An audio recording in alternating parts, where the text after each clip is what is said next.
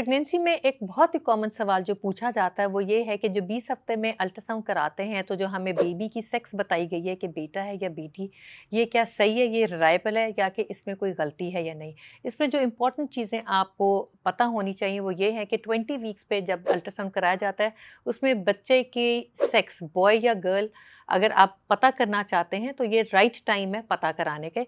आपके डॉक्टर आपका जो अल्ट्रासाउंड करते हैं वो आपको क्लियरली बता सकते हैं।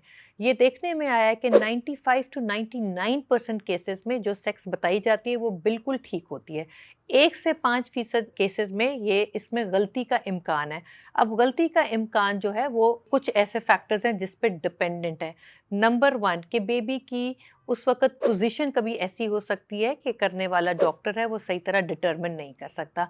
अगर उसको सही तरह नहीं पता चलता तो बेशतर केसेस में वो आपको बता देते हैं जी कि बेबी की पोजीशन ऐसी है कि हमें सही तरह पता नहीं चल रहा।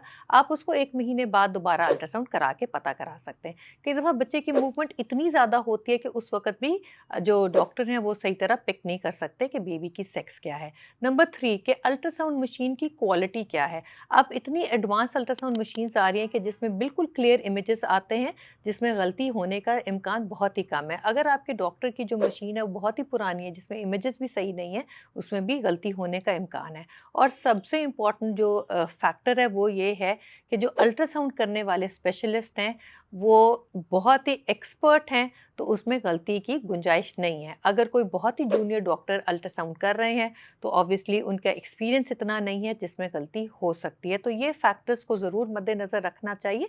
अगर आप ये ख्वाहिशमंद है कि आप अपनी बेबी की सेक्स डिटरमिन करना चाहते हैं तो ये ज़रूर नोट करें कि जब आप अपना 20 वीक्स का अल्ट्रासाउंड कराएं तो एक एक्सपर्ट अल्ट्रासोनोलॉजिस्ट से करवाएं।